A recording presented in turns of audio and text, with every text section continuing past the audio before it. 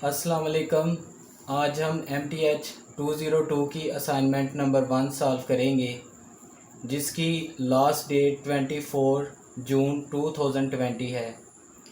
ये assignment 2 questions पर मुश्तमिल है और इसके कुल मार्क्स 20 हैं। तो पहला क्वेश्चन है, formulate the argument symbolically and test its validity using truth table. यानी नीचे एक आर्गुमेंट दिया हुआ है, इसको सिंबॉलिकली लिखना है और इसकी वैलिडिटी टेस्ट करनी है ट्रुथ टेबल के ज़रिए कि क्या आर्गुमेंट वैलिड है या इनवैलिड है। तो आर्गुमेंट देखते हैं क्या है। आर्गुमेंट की पहली स्टेटमेंट है the number is not divisible by 12, कि नंबर 12 से डिवाइड नहीं होता। If and only if it is not divisible by 3 and 4, अगर वो 3 और 4 पे डिविजिबल ना हो। तो दूसरी स्टेटमेंट आर्गुमेंट की है the number is divisible by 12। तो ये दोनों स्टेटमेंट प्रीमाइसेस कहलाती हैं और therefore it is divisible by 3 and 4। Therefore के साथ जो स्टेटमेंट होती है वो कंक्लूजन कहलाती है। तो इसको सॉल्व करने का तरीका ये है कि पहले हम दो स्टेटमेंट्स लेट करेंगे P और Q की फॉर्म में। तो अगर हम गौर करें तो यहाँ पे नंबर अगर नॉट को छोड़ दें तो सिर्फ इतना ही नोट करें कि नंबर इज़ डिविजिबल बाय 12, और दूसरी स्टेटमेंट कि number is divisible by 3 and 4, इनको लेकर हम लेट करते हैं। तो let P equal number is divisible by 12 and Q equal number is divisible by 3 and 4। अब हमने उसने क्वेश्चन किया है कि आर्ग्यूमेंट को सिंबॉलिकली लिखें। तो अब हम आर्ग्यूमेंट को सिंबॉलिकली लिखते हैं। तो पहली स्टेटमेंट में कहा गया है number is not divisible by 12। तो नंबर इज़ डिविजिबल बाय 12 को हमने P से ज़ाहिर किया है, तो नॉट के लिए हम टिल्डा P लिख देंगे, तो ये हो जाएगा नॉट P। और इफ़ एंड ओनली इफ़, इसको हम डबल हेडेड एरो सिंबल से ज़ाहिर करते हैं और इसे हम बाई कंडीशनल ऑपरेटर भी कहते हैं। It is not divisible by 3 and 4। जो नंबर 3 और 4 पे डिविजिबल है उसको हमने Q से ज़ाहिर किया है, लेकिन यहाँ कहा जा रहा है it is not divisible by 3 and 4, तो नॉट Q लिख देंगे। ये पहली स्टेटमेंट को सिंबॉलिकली लिखा। अब दूसरी स्टेटमेंट को लिखेंगे the number is divisible by 12। तो इसको हमने P से ज़ाहिर किया हुआ है, the number is divisible by 12, तो इसको हम P लिख देंगे। ये दूसरी स्टेटमेंट होगी। अब हमारी कंक्लूजन वाली स्टेटमेंट देयरफॉर को हम 3 डॉट से ज़ाहिर करते हैं, it is divisible by 3 and 4। तो 3 और 4 से जो नंबर डिविजिबल है उसको हमने Q से ज़ाहिर किया हुआ है, तो देयरफॉर Q। तो ये हमारी आर्ग्यूमेंट को हमने सिंबॉलिकली लिख दिया है।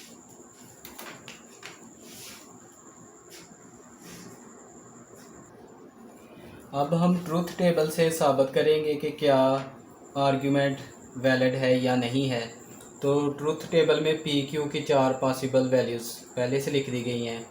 तो पहले हम नॉट वाला कॉलम बनाएंगे, तो P की वैल्यूज़ को उल्ट करते जाएंगे तो नॉट बन जाएगा।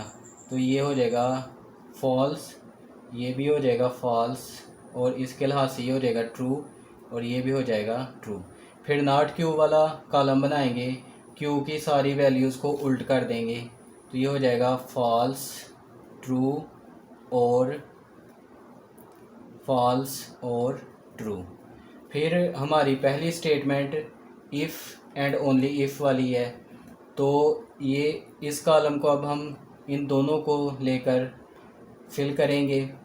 तो इफ़ एंड ओनली इफ़ की कंडीशन ये है कि दोनों वैल्यूज़ ट्रू हों तो फिर भी ट्रू, दोनों फॉल्स हों तो फिर भी फॉल्स, कोई एक भी फॉल्स हो जाए। दोनों ट्रू हों तो फिर भी ट्रू और दोनों फॉल्स हों तो फिर भी ट्रू, कोई एक भी फॉल्स हो जाए तो फिर आंसर जो है वो फॉल्स लिया जाता है। तो ये दोनों वैल्यूज़ फॉल्स हैं तो यहाँ ट्रू आएगा। इसमें एक फॉल्स है तो यहाँ फॉल्स आएगा, इसमें एक फॉल्स है तो फॉल्स, और ये दोनों ट्रू हैं तो ट्रू। अब अगला कॉलम जो हमारी स्टेटमेंट में पी वाला कॉलम बनाना है, तो पी की वैल्यूज़ हम एज इट इज़ लिख देंगे, टी एफ़ और एफ़, और कंक्लूजन हमारा क्यू के इक्वल है, तो क्यू की वैल्यूज़ भी एज इट इज़ लिख देंगे, टी एफ़ और टी और एफ़।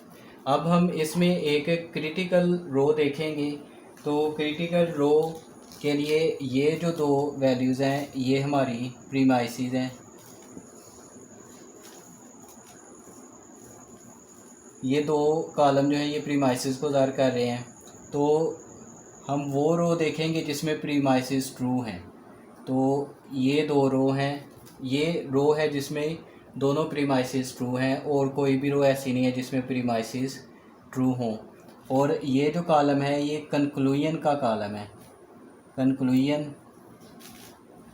तो इस रो को हम कहते हैं क्रिटिकल रो। तो इस क्रिटिकल रो से फैसला करते हैं कि आर्ग्यूमेंट वैलिड है या इनवैलिड है। तो अगर प्रीमाइसेस भी ट्रू हों और कंक्लूजन भी ट्रू हो तो हमारा गिवन आर्ग्यूमेंट वैलिड हो जाता है। तो यहाँ लिखेंगे एज प्रीमाइसेस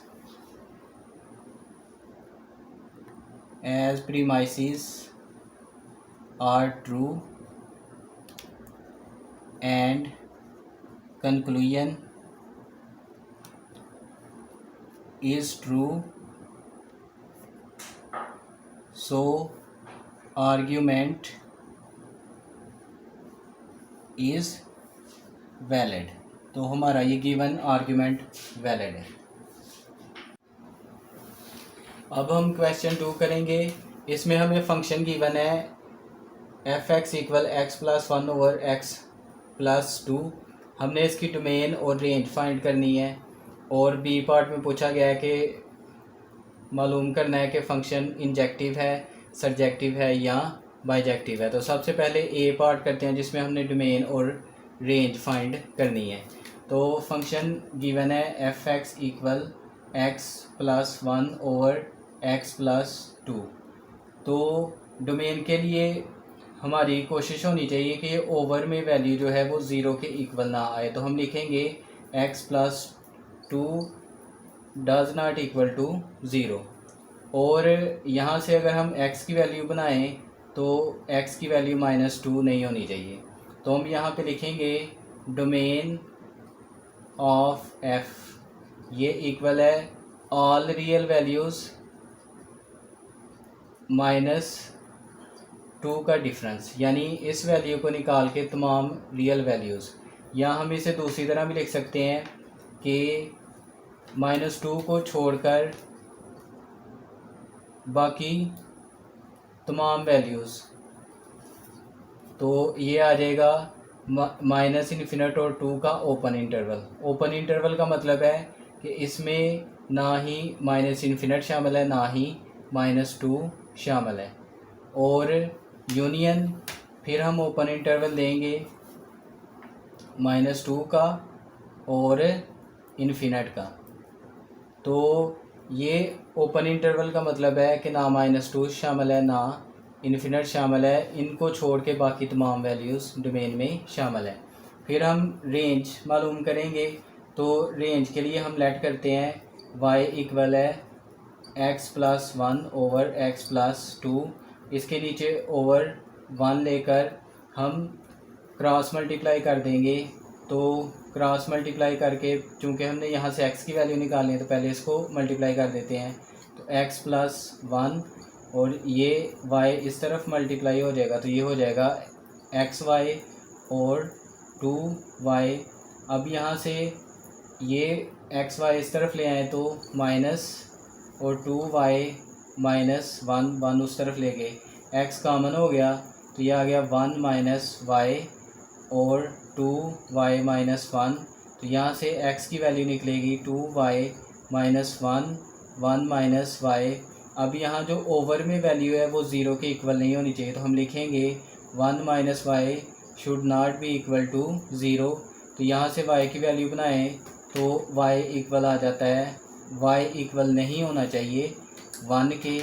तो इसका मतलब है कि रेंज ऑफ f की जो रेंज है उसमें तमाम रियल वैल्यूज़ शामिल हैं, सिर्फ 1 को निकाल के, 1 वैल्यू निकाल के बाकी तमाम रियल वैल्यूज़ शामिल हैं। या हम इसे दूसरी तरह इस तरह लिख सकते हैं कि माइनस इन्फिनिट और 1 का ओपन इंटरवल, यानी ना इन्फिनिट वैल्यू शामिल है ना ही 1 शामिल है, बाकी बिटवीन तमाम वैल्यूज़ शामिल हैं। यूनियन ना 1 शामिल है और ना ही पॉजिटिव इन्फिनिट शामिल है, ओपन इंटरवल का मतलब है, और इसके अलावा बाकी तमाम वैल्यूज़ शामिल है। तो ये आ गई फंक्शन की रेंज। अब हम इसका बी पार्ट करते हैं जिसमें हमने फंक्शन को चेक करना है कि कौन सा फंक्शन है। ये कंडीशन है अगर हम फंक्शन में दो इनपुट वैल्यूज़ लें x1 और x2 और फंक्शन को सॉल्व करके x1 और x2 इक्वल आ जाए तो फिर 1 to 1 फंक्शन होता है या इंजेक्टिव फंक्शन होता है। तो हम चेक करते हैं, अगर हम फंक्शन में x1 और x2 वैल्यू पुट करके सॉल्व करें, इस फंक्शन में हम वैल्यू पुट कर देंगे x1 + 1, x1 + 2 और इस तरफ हम x2 + 1 और x2 + 2 पुट कर देंगे। अब इनको क्रॉस मल्टीप्लाई कर दिया जाए, तो क्रॉस मल्टीप्लाई करेंगे तो ये आ जाएगा x1 + 1 x2 + 2 equal x2 + 1 x1 + 2। अब इनको अगर मल्टीप्लाई कर दिया जाए तो ये आएगा x1 x2 और इससे मल्टीप्लाई किया जाए तो ये आ जाएगा 2x1 और इसको मल्टीप्लाई किया जाए तो x2 और 2। इस तरफ भी मल्टीप्लाई कर दें तो x1 x2 और ये हो जाएगा 2x2 + x1 + 2। अब दोनों तरफ से देखते हैं कौन सी टर्म्स कैंसिल हो जाएंगी। ये एक जैसी हैं तो ये माइनस हो के कैंसिल हो जाएंगी और 2 भी दोनों तरफ से कैंसिल हो जाएगा। तो अब हमारे पास आ जाएगा 2x1 और इधर से x1 को हम इस तरफ ले आए तो ये हो जाएगा -x1। इस तरफ हमारे पास रह गया 2x2 और ये x2 दूसरी तरफ ले जाएं तो ये हो जाएगा -x2। तो यहाँ से वैल्यू आ गई x1 इक्वल x2। तो f(x1) f(x2) इक्वल सॉल्व करके आ गया x1 इक्वल x2। तो हम कहेंगे कि फंक्शन इज़ इंजेक्टिव। ये कंडीशन पूरी हो जाए तो फंक्शन इंजेक्टिव होता है, या इसको हम सादा लफ्ज़ों में कहते हैं 1 to 1 होता है।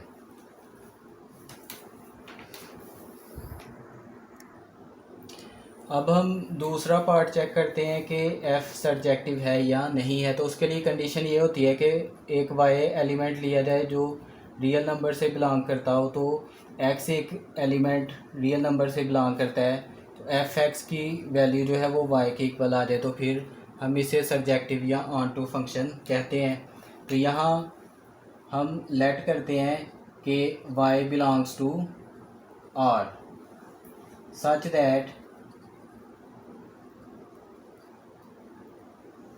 f(x) इक्वल y, यानी y R से बिलोंग करता है, इस तरह के f(x) इक्वल y आ जाए। या f(x) की जगह हम ये फंक्शन लिख दें x + 1 x + 2 इक्वल y, ये इसके इक्वल आ जाए। तो यहाँ से हम x की वैल्यू निकालेंगे तो x की वैल्यू इस तरह आएगी x + 1, ये रकम दूसरी तरफ मल्टीप्लाई हो जाएगी तो x + 2, तो ये आ जाएगा xy + 2y। इस 1 को दूसरी तरफ ले जाएं तो माइनस, तो x ये इस तरफ ले आएँ तो ये हो जाएगा x - xy equal to y - 1। तो यहाँ से x कॉमन आ गया, 1 - y इक्वल टू y - 1। तो यहाँ से x की वैल्यू हमारी बनेगी 2y-1/1 - y। अब जो x की वैल्यू आई है उसमें ओवर में 1 - y 0 के इक्वल नहीं होना चाहिए, यानी y की वैल्यू 1 नहीं होनी चाहिए, क्योंकि हमने पढ़ा है कि for every y belongs to real number there exist x belongs to real number such that f(x) equal y। यानी ये कंडीशन सेटिस्फाई हो तो फिर ऑन टू फंक्शन होता है। लेकिन यहाँ but here for y equal 1 belongs to real number there exist no x that belongs to r। यानी यहाँ पे ऐसा x नहीं है जो x एग्जिस्ट नहीं करता जो r से बिलोंग करे। सो f इज़ नॉट सर्जेक्टिव। अब हम थर्ड पार्ट देखेंगे। थर्ड पार्ट में चेक करना है कि क्या ये बाइजेक्टिव है या नहीं है। तो बाइजेक्टिव होने के लिए इंजेक्टिव और सर्जेक्टिव दोनों होना ज़रूरी है, लेकिन हमारा फंक्शन सिर्फ इंजेक्टिव है, सर्जेक्टिव नहीं है। तो इस वजह से हम कहेंगे f इज़ नॉट बाइजेक्टिव